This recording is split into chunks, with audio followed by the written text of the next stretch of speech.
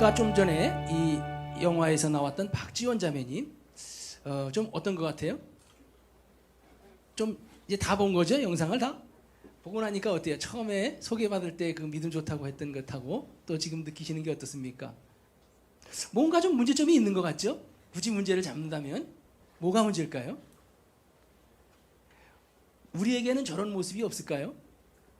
열심히 신앙생활 한다는 사람이, 열정이 많은 사람들이 사실은 조금 저런 면이 다는 아니지만 부분적으로 다 있어요. 우리가 그거를 저 사람은 아니다 이렇게만 볼 게 아니라 저 가운데 나의 모습도 있을 거다라는 생각을 갖고 우리가 겸손하게 좀 살펴보면 좋을 것 같아요.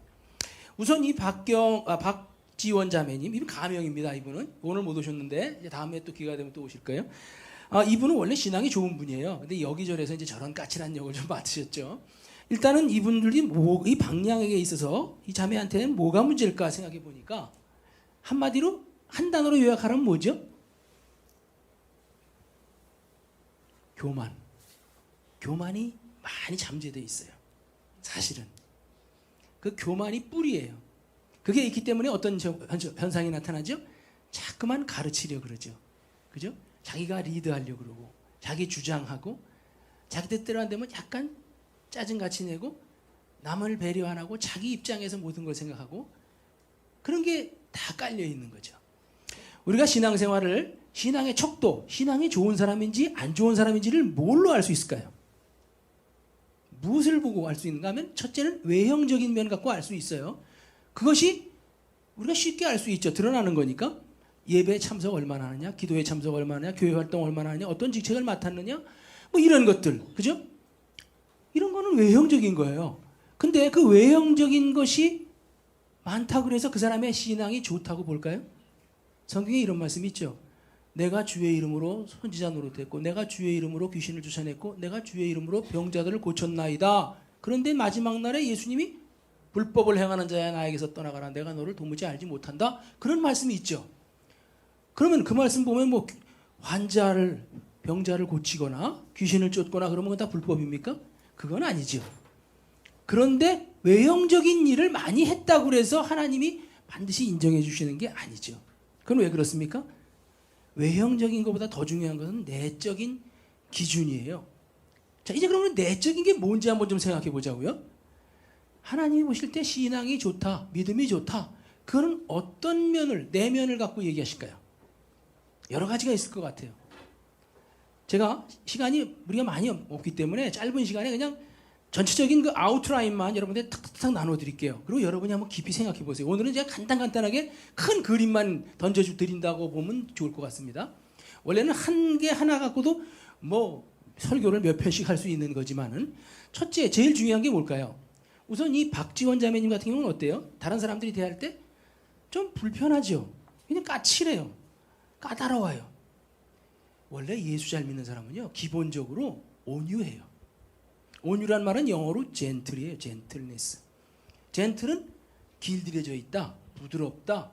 야생마는 타기 어렵죠. 막 언제 뒷발질할지 몰라요. 항상 경계해야 돼요. 그러나 길들여진 사람은 편안해요. 상대방이 대할 때 상대방을 배려하고 다 편안해요. 길들여져 있고, 그리고 친절해요. 자상해요. 다른 사람들의 입장도 생각해보고, 그게 길들여진 온유한 모습이에요. 여러분에게 온유한 모습이 얼마나 있습니까? 그것이 여러분의 신앙, 영적인 신앙 척도예요. 수준, 영적인 수준이 어느 정도 되는지. 온유함이 굉장히 중요하다는 거 먼저 말씀드리고요. 두 번째로는 우리가 배려입니다. 사랑과 배려예요. 사랑은 저희가 케어 코너즈거든요. 이 케어가 뭘까요? 케어는 관심이요, 돌봄이요, 섬김이에요. 케어. 케어란 말이 언제부턴가 굉장히 유행했어요. 제가 이 케어란 말을 우리 단체에 쓰기 시작한 건 1994년도부터 쓰기 시작했거든요. 그때만 해도 이 케어란 말이 별로 우리나라에 등장하지 않았어요. 저는 왜 케어 코너즈라고 그랬냐면 사람들이 그래요. 무슨 이름이 그러냐? 그거 참 이름이 특이하다 그래요. 별로 흔치 않죠. 왜 케어라고 제가 썼냐면 우리가 사랑도 중요하지만 사랑을 너무 더 구체화시킨 것이 바로 케어예요. I don't care. 그럼 뭐예요? 나 상관 안 해? 나 관심 없어? 이런 뜻이거든요. 그죠? 케어한다는 말은 크리스찬은 일단 열려 있어야 돼요. 마음이 다른 사람에 대해서 열린 마음이 있어야 돼요. 관심이 있어야 돼요. 너무 이기적이고 자기중심적이고 폐쇄적이면 안 돼요. 크리스찬들은. 주님이 어떻게 하셨어요? 너희는 가라는 거예요. 교회에만 모이지 말고 세상으로 나아가라는 거예요. 그래서 우리는 세상을 에휴 저 마귀 자식들 이러고 판단하는 게 아니에요. 동성애자들 봐도 에휴 저런 이렇게 할 게 아니에요. 아 저들은 많이 망가진 자들이구나. 저들은 마귀에게 많이 속았구나. 장악됐구나. 졌구나. 아 저 사람들은 우리가 돌봐야 되는구나. 몰라서 그렇구나. 이렇게 생각해야 되는 거죠. 우리는 나았습니까? 우리가 잘나서 하나님이 우리를 뽑아서 자녀 삼아 주셨습니까? 아니잖아요. 그렇죠? 그래서 우리는 케어해야 돼요. 케어.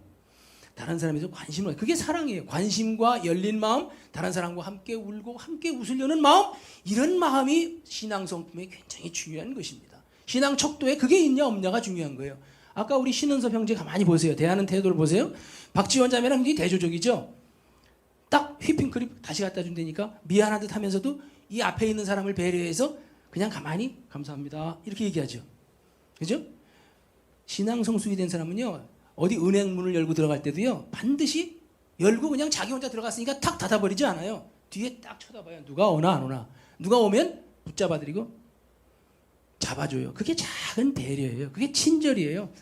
그게 사랑이 있는 마음에 누구에게나 내 자식이니까 사랑하는 거는 그건 나를 사랑하는 거지 남을 사랑하는 게 아닙니다. 내 아내 사랑하는 거 이건 나예요. 가족은 하나님이 나라고 보세요. 그러나 우리는 이제 남에 대한 열린 마음, 사랑과 배려가 필요합니다. 그 다음에 이거 너무 많이 갔어요. 제가 너무 자세하게 했어요. 제목만 드리겠습니다. 세 번째죠. 이제 겸손과 진솔함이에요. 하나님이 제일 기뻐하시는 성품이 뭐냐면 사실은 사랑도 중요하지만 사실은 겸손입니다. 제가 일꾼을 뽑을 때 선교로 사역 같이 할 사람을 뽑을 때 제가 제일 우선으로 할 사람이 뭐냐, 어떤 성품을 제일 우선으로 할 거냐고 뽑으라면 저는 겸손을 뽑을 거예요. 그 사람이 얼마나 유능하냐, 영어 얼마나 잘하냐, 얼마나 탤런트가 많으냐, 이거 별로 중요하지 않아요. 하나님이 보시는 것은 겸손하냐는 거예요. 겸손이 뭡니까? 우리나라 동양 정서에서는 겸손 그러면 이게 사양하는 거, 저 못해요. 남한테 양보하고 빼는 거, 이렇게 자꾸만 빼는 거, 이것이 겸손으로 알아요. 물론 그것도 겸손의 일면이죠. 그렇지만 그것은 정확한 본질은 아니에요. 저는 겸손을 이렇게 설명하고 싶어요. 여러분은 어떻게 겸손을 설명하라면 여러분 어떻게 설명하시겠어요? 한번 나름대로 생각해 보세요. 집에 가서 더 생각해 보셔도 좋고요. 자, 저는 첫째, 주제 파악이 된 사람이 겸손한 사람이다. 여러분 제일 꼴불견인 사람이 뭔지 아세요? 자기 주제를 모르는 거야. 지금 박지원 자매도 어떤 면에서는 겸손하지 않아요. 교만해요. 왜 그래요? 자기 주제를 몰라. 무조건 앞에다가 처음 만난 사람한테도 큐티가 어떻고 리더십이 어떻고 계속 가르치려고 그래요. 자기가 낫다는 뭔가 착각 속에 빠져 있어요. 자기 주제를 몰라요. 가장 겸손한 사람은 누구냐면 나는 부족한 죄인이다. 나는 하나님 앞에 죄인이고 나는 지옥 갈 수밖에 없는 연약하고 더럽고 추한 인간이다. 그걸 하나님 앞에서 인정한 사람, 나는 피조물이다. 하나님 앞에 나는 비천하다. 그렇게 인정하는 사람이 겸손한 사람으로 하나님 보세요. 그런 사람을 하나님은 들어 쓰세요. 하나님 앞에 나와서 목에 힘주고 하나님 나 이것도 했고 저것도 했고요. 내가 이래요. 하고 막 자기 자랑하고 내세우고 자기 알아달라고 그러는 사람 하나님이 겸손하다고 보지 않으세요. 하나님은 그런 사람 절대 안 쓰세요. 낮아질 때까지 서렌더, 항복할 때까지 두 손 들고 주님 앞에 나올 때까지 하나님은 그 사람 낮추세요. 제가 그걸 경험해 봐서 알아요. 하나님이 저를 12년 동안 낮추셨어요. 저 괜찮은 사람이라고 생각했어요. 나름대로. 근데 아직 멀었다는 거예요. 내가 너를 들어쓰기에는. 그러면서 계속 낮추고 금식시키고 낮추고 12년을 낮추셨어요. 2016년 돼서 이제 조금 방송도 타게 하시네요. 좀 감사하죠. 그래서 그런 면이 감사해요. 제가 방송 나가서 감사한 게 아니라 하나님이 날 좀 이제 쓰시려고 그러나? 내가 좀 준비됐다고 이제 인정하시는 것 같다라고 생각이 되니까 그게 감사한 거예요. 사실은 우리는 손줄로 여기는 자 넘어질까 조심하라고 그랬죠. 우리는 계속 낮아져야 돼요. 겸손해져야 돼요. 진짜 겸손한 사람은 어떤 줄 아세요? 자기 자신의 부족함과 연약함을 솔직하게 드러낼 수 있는 용기를 갖고 있는 사람이 겸손한 사람이에요. 겸손한 사람은 누가 와서 이거 있죠? 이렇게 뭐랄 때 모르면 그 뭐예요? 좀 모르는데 좀 가르쳐 주세요. 주저없이 딱 얘기해요. 내가 목사인데 이거 모르면 어떡해. 그리고 아는 척하지 않아요. 가만히 아는 척하고 있지 않아요. 솔직하게 얘기해요. 자기 실수 인정해. 아유 죄송합니다. 이거 제가 불찰이에요. 제 불찰입니다. 제가 어떻게 해드릴까요? 자기 실수를 인정하고. 아 저거 해본 적 없는데요. 나 그거 먹어본 적도 없고 가본 적도 없어요. 나 할 줄 모르는데요. 자기의 무능, 자기의 무지 다 그대로 인정할 수 있는 사람. 근데 교만한 사람들은 절대 그러지 않아요. 너 이거 알아? 그러면 당근이지 이런다니까요. 내가 그걸 모를까 봐 그래? 날 무시하는 거야? 오히려 내가 뭐 너를 무시한 것도 아니고 그냥 혹시 지나가는 말로 이거 있잖아. 이거 알지? 이러면서 얘기한 건데 그거 갖고 화를 내요. 깜짝 놀랐어요. 제가 어떤 때는. 그때 느꼈어요. 아 얘가 교만하구나. 내가 자기를 무시한다고 생각하는구나. 나는 그냥 지나가는 소리를 한 건데 교만함이 깔려있고 열등감이 심한 사람은 교만함이 깔려있는 거예요. 열등감과 교만함은 거의 일맥상통합니다. 자, 너무 또 얘기를 많이 했네요.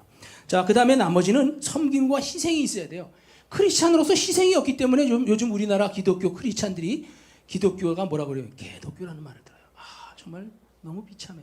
그죠? 왜 그렇습니까? 자기 이속을 챙기고 남한테 배려하지 않고 남에게 희생하려는 마음이 없어. 그러니까 크리스찬이 빛을 못 발하는 거예요. 우리는 섬김과 희생의 마음이 있어야 돼. 리더십도 중요하지만 뭐가 중요합니까? 서번트 리더십이 필요해요. 섬기는 리더십. 내가 리더니까 나를 대접해달라는 게 아니라 내가 섬기는 거예요. 오히려. 그리고 그보다 더 중요한 게 뭐예요? 리더십보다 더 중요한 거? 팔로우십. 추종자가 되는 거예요. 따라주는 거예요. 이게 중요한 겁니다. 그 다음에 마지막으로 하나님을 잘 믿는 믿음이 있는 사람은요. 첫째, 평안해요. 샬롬, 평안해요. 피스풀해요. 항상 담대해요. 초조하지 않아요. 불안하지 않아요. 항상 어떤 상황에서도 호들갑 떨지 않아요. 믿음이 있는 사람은요. 하나님이 나와 함께 하신다고 믿기 때문에 어떤 일이 일어나도 놀라지 않아요. 왜? 하나님이 알고 계시다. 하나님이 나와 함께 하신다. 하나님이 통치하신다. 이 믿음이 기본에 깔려 있어요. 여러분 그런 믿음 있으십니까? 제가 지금 두서없이 몇 가지, 5가지 정도를 말씀을 드렸어요. 이런 성품이 여러분에게 날마다 새롭게 더 커지시길 바랍니다. 그러면 여러분은 믿음이 있는 분이요. 하나님 앞에서 인정받는 분으로 점점 커가실 거라고 믿습니다. 예. 자, 이제 이렇게 우리가 신앙의 척도가 내면적인 게 있다는 걸 좀 제가 설명을 드렸고요. 이제 크리스찬들이 믿음을 유지하고 키워가는 데 있어서 경계해야 될 게 몇 가지 있어요. 그게 뭐냐면요. 믿음을 깎아먹는 거예요. 뭘까요? 의심이에요. 의심. 사복음서를 보면 예수님이 좀 어지간해서는 야단치신 적이 없어요. 제자들에게 야단하신 적이 별로 없어요. 오히려 바리새인들이나 서기관들에게는 마태복음 23장 같은 데 보면 이 독사의 XX들아 이러시면서 이 회칠한 무덤들아 이 외식하는 자들아 그러면서 막 신랄하게 야단을 치셨지만 제자들에게는 그런 적이 없어요. 근데 제자들에게 진짜 좀 평소와 다르게 예수님이 야단하신 적이 나무라신 적이 있어요. 언제일까요? 의심할 때였어요. 의심할 때. 의심은 예수님이 굉장히 아주 강하게 단속하셨어요. 그만큼 의심은 마치 담을 허는 여우처럼 우리 믿음을 깎아먹고 근본적으로 흔들어버리는 거예요. 마귀는 그 의심을 줘요. 의심을 경계하셔야 돼요. 베드로가 대단한 사람이에요. 그죠? 수제자니까. 근데 그가 무리를 걸었어요. 수제자니까. 그죠? 수제자라서 그런 건 아니지만. 그죠? 근데 그러다가 빠졌어요. 그때 예수님이 뭐라고 그러셨어요? 이 믿음이 적은 자야. 왜 의심하였느냐? 아니 수제자 보고 믿음이 적다. 그 당시엔 믿음이 적었던 거예요. 이 믿음이 적은 자야. 왜 의심하였느냐? 의심에 대해서 하나님은 굉장히 경고하고 계세요. 의심하는 것을 여러분 뿌리치세요. 마귀는 의심을 줘요. 간신히 믿음 가졌는데 그 겨자씨만한 믿음도 뺏어 먹으려고 마귀는 의심을 줘요. 그걸 여러분 경계하셔야 됩니다. 그 다음에 의심 많던 도마에게도 그러셨지 않았습니까? 찾아오셔서 직접 야, 네 손가락 넣어봐. 그 의심을 다 풀어주셨어요. 옆구리, 창자국 봐라. 너는 보고야 믿느냐? 보지 않고 믿는 자가 복되도다 하시면서 믿음이 적은 자야. 믿음을 키우라. 예수님은 믿음에 대해서 굉장히 강조하셨다는 것을 우리가 알 수 있습니다. 여러분 의심이 없는 확신이 있으면 우리는 대박을 터뜨릴 수 있어요. 어느 정도의 대박인지 성경에서 말씀하시는 줄 아세요? 마태복음 21장 21절에 이런 말씀이 있어요. 그 배경을 제가 설명드리면 예수님이 예루살렘 밖에 나가셨다가 다시 들어오시면서 시장하셨어요. 새벽녘에. 그 무화과를 보니까 무화과가 그때 철이 아니었어요. 그러나 무화과 제철이 아니래도 이른 봄에는 무화과에 첫 열매들이 맺혀요. 조그맣게. 그래서 그건 상품 가치가 없어요. 따버려요. 아니면 가난한 사람들이 와서 먹어요. 예수님은 그걸 아셨기 때문에 그거라도 있을까 해서 갔는데 없었어요. 이파리만 무성했어요. 그때 예수님이 그 무화과 나무를 저주하셨어요. 그러자 즉시 말라버렸어요. 그러니까 제자들이 신기한 거예요. 주님, 어째 이런 일이 생겼습니까? 그때 예수님이 하신 말씀이에요. 너희가 의심치 않고 믿으면 너희가 이 무화과 나무에게 생긴 이런 일만 하는 게 아니라 산도 명하여 옮길 수 있다. 의심치 아니하면 의심하지 않고 확신한 가운데 너희가 모든 걸 행하면 이렇게 될 수 있다는 거예요. 그러면서 무슨 말씀? 너희가 기도할 때 믿고 구한 것은 다 받으리라. 믿고 확신한 가운데 구한 것은 다 받게 될 거라는 거예요. 내가 I will make you, 내가 그렇게 되도록 만들어주겠다는 거예요. 너희들이 그냥 하는 게 아니라 너희들의 믿음을 보고. 그러니까 예수님은 의심 없는 확실한 믿음, 그거를 중요시 하신지 아시겠죠? 그거를 심어주시기 위해서 예수님은 여러 가지 이제 기적도 행하시고 베푸셨던 거지요. 자, 의심을 굉장히 경계하셔야 됩니다. 그래서 야고보 사도는 그랬어요. 야고보서 1장에서 너희가 기도할 때 도무지 의심하지 말라는 거예요. 의심하는 자는 마치 바람에 물려 요동치는 바닷물결 같으니 그런 자는 내게 구할 것을 생각지도 말아라. 두 마음을 품어서 정함이 없는 자로다. 그랬어요. 그 정도로다가 의심하고 두 마음을 품고 양다리 걸치고 이거 아니면 이거 뭐 이렇게 이중적인 그런 건 하나님이 굉장히 싫어하세요. 어린아이 같이 단순하게 그냥 하나님 앞에 올인 하는 것, 그걸 굉장히 좋아하세요. 아시겠죠? 네. 저기 이태린 간사님, 계속 시간을 좀 보내주세요. 제가 얼마나 오바되는지 좀 볼 수 있게요. 예. 그냥 딱 꺼버리니까 내가 지금 마냥 가고 있는지도 모르겠어요. 자, 시간 조절하느라고 제가 지금 우리 간사님한테 말씀드립니다. 예. 우리가 그래서 의심이 얼마나 중요한지 이제 아셨겠죠? 이제 믿음에 대한 얘기는 시간이 많이 갔으니까 이걸로 이제 마무리하고요. 여러분, 요거 하나만 더 말씀드리죠. 여러분, 하나님이 어떤 사람을 축복하실까요? 우리가 보면 어떤 사람을 축복하실 것 같으세요? 지금 우리가 믿음에 대해서 하니까 힌트가 있죠. 그죠? 의외로 믿음이 굉장히 중요해요. 예레미야 17장 7절에 이런 말씀이 있어요. 여호와를 의지하며 여호와를 의뢰하는 그 사람은 복을 받을 것이니라. 복을 받을 거라는 거예요. 어떤 사람이? 똑똑한 사람, 열심히 있는 사람, 많은 일한 사람? 아니에요. 의외로 단순해요. 여호와를 의지하고 여호와를 의뢰하는 사람. 이 의지한다는 것은 trust, 믿고 맡긴다는 뜻이고요. 의뢰한다는 것은 주 안에서 confidence, 확신을 갖는 거예요. 의심 없이 확신을 갖는 그런 자는 복을 받을 것이다. 그랬어요. 하나님을 여러분 그렇게 하나님을 전폭적으로 믿으십니까? 하나님 앞에 자신의 모든 것을 투자하는 거예요. 여러분 천국장 아시죠? 먹는 천국장 말고요. 마태복음 13장이 천국장이라고 그래요. 천국에 대해서 쭉 얘기했기 때문에 천국장이라고 그러는데 그 천국장에 보면 무슨 내용이 나옵니까? 천국은 마치 이와 같으니 하면서 쭉 나와요. 여러 가지 비유가 나오는데 그 비유마다 공통점이 하나 있어요. 천국은 마치 밭에 묻힌 보화를 발견한 사람과 같다. 그 사람이 가서 자기의 소유를 다 팔아서 그 밭을 샀다. 왜? 그 밭에 보화가 묻혀 있는 걸 아니까. 천국은 값비싼 진주를 구하는 장사와 같다. 그가 값비싼 진주를 발견하며 자기의 소유를 다 팔아 그 진주를 샀다. 천국은 이와 같다 그랬어요. 자기의 소유를 다 팔아. 모든 것을 다 투자한다는 거예요. 양다리 걸칠 수 없어요. 반만 팔고 반은 세상에 내가 남겨놓고 반은 천국을 사야지. 양다리 걸칠 수 없어요. 그러면 가랭이 찢어져요.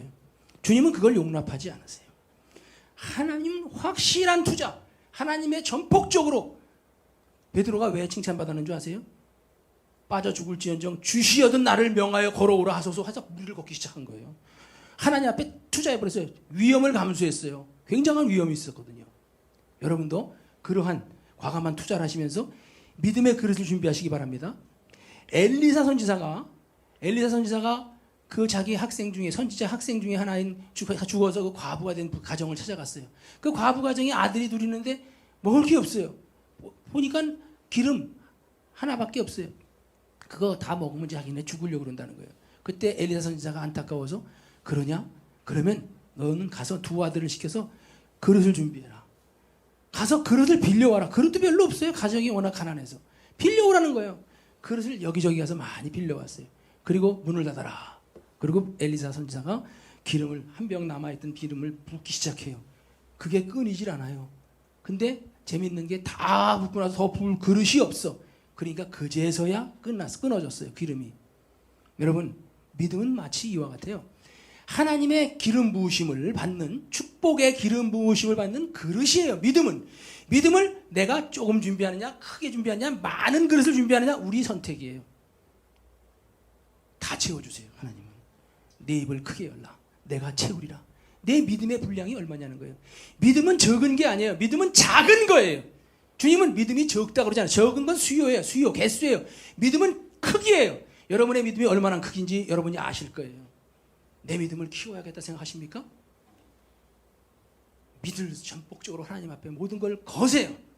그리고 믿음을 키워나가세요. 여러분의 믿음의 그릇을. 그래서 더 큰 복을 받고 더 큰 복을 다른 사람과 나누고 또 하나님 앞에도 영광 돌리시기 바랍니다.